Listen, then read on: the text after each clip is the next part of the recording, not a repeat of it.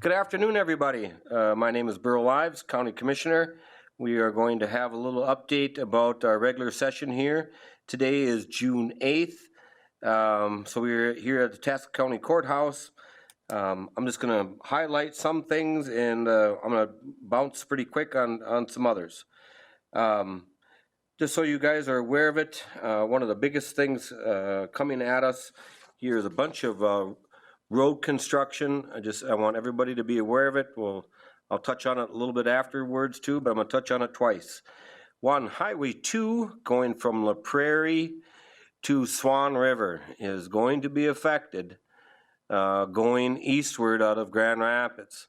You will be detoured down the River Road or County Road 3 to Jacobson, up 65 to Swan River, or over on Highway 200. I would plead with you to please go up to Highway 65 through Swan River as much as you can, or as long as you can. Those businesses could use your help with the COVID-19 that we have experienced and with the construction that's going on. There's two great businesses there in Swan River. You got a truck stop, got good gas. They have, a small convenience store and some food. Then you have the Red Eye that's got some good food and some toddies if you need to have that. So the other thing about construction, 5th Street here on the back side of the courthouse and one lane of Highway 2 will be going to be affected starting here in a week, 2 weeks, right in that range. Could be up to the 14th, might be the 14th it starts. Could even be a week after. But there will be one lane going westward on Highway 2 that will be affected for the demolition site. And then on the 5th Street between City Hall and Probation, which or right next to Atchison Tire, will be affected and closed. Atchison Tire, you will be able to get to, be it from 6th Street or 5th Street. That business will not be closed down and will have full access at all times. So I just want everybody to be aware of that coming at us here in the near future. So some of the things from our meeting here today. We did have some tax forfeited land. One went to Keewatin, and one went over to it would have been Calumet. Both of them are going to be upgrading property to Calumet. One is to help with a city park. So some other things, we did do a boat and water grant for Atchison County. We did do, the other one was kind of interesting here, is the Firewise Grant. We did do a $16,000 Firewise Grant. Commissioner warrants, we did have $2,185,000. Most of the dollars there, just for everybody understands, was for, construction, road construction, County Road 45, County Road 60. Well, that ate up $1.6 million of it, and another $170,000 was for more construction work here too. But we did pay the bills. Mrs. Chandler from Department of Health and Human Services gave us a COVID-19 update. With the COVID-19 updates, we are right now about, vaccinations are received, about 20,000 people, about 19,216 people have all completed dose 1 and 2. So almost half of our population in Atchison County. We did have one new death, confirmed death in our county. To that family, my condolences. but we are up to 61 at this point in time. We did do an agreement with the city of Deer River for Safe Walk to School, or Safe Route to School grant. This is basically a grant we've started numerous times back, but it's going down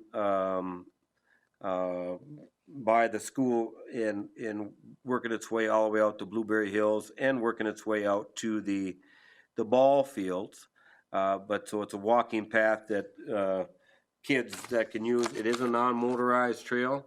So we did have one situation that got pulled. That was a abatement request for Project Frontier that got pulled. Then we did have a jail update, just a little bit about the jail. We mostly talked about the closure of 5th Street. We expect it's going to take about 4 weeks to do all the demo. You will have one lane on Highway 2 West to be shut down for probably 3-4 weeks. You might have one lane on the Pekegama Avenue, like it would be just to the east side of Central School there, right by City Hall. That might be shut down for, a week or two while they destroy that building. So no other things on the jail at this point in time. We did have a great report by the 4-H. They gave us, and they talked about how 4-H has been dealing with COVID-19 and how the kids have been dealing with them. And how does a child show off her horse, or a boy show off the cow, or beat chickens, or whatever kind of animal, or doing community things, or having things along that line. And I'll just tell you, they've thought out of the box. They have reached out through social media on how to do it. They've had a 30% increase on social media audiences. 20 plus organizations supported by the extension year to date so far. 9 out of 10 chartered clubs meeting regular. They might have to do it via Zoom, but they're still being involved. Children are still competing with each other. They have gone out into their communities all over, like nursing homes. So you're in a nursing home, you're in COVID, which means you can't have anybody come into the nursing home. But that doesn't mean, a kid can't walk by with their horse and show off, their horse to you and that type of thing, and which they have done. They've helped clinics. They've done a buddy program to writing and doing, letters back and forth, old style, where you sit and write one.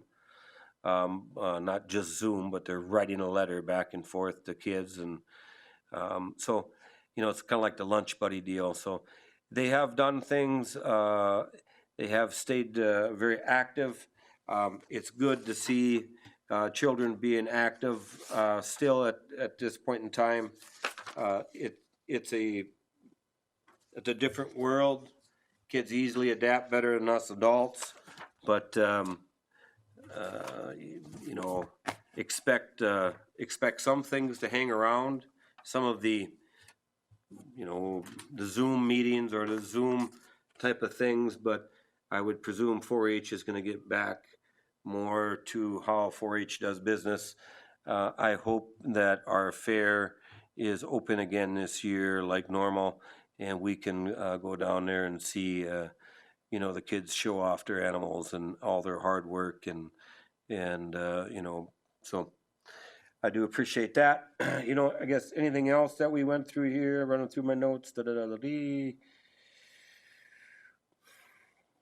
I guess I'll leave it to last comment. Today we had an accident in our community, and It wasn't, there's a couple of fatal people that passed away. One adult and one juvenile. It was tragic.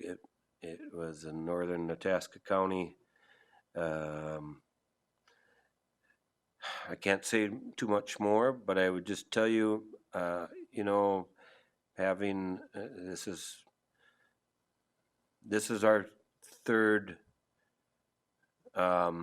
accident we've had in Itasca County that has involved, a person that helps the general public, be it a firefighter or a DNR officer or an ambulance driver or paramedic.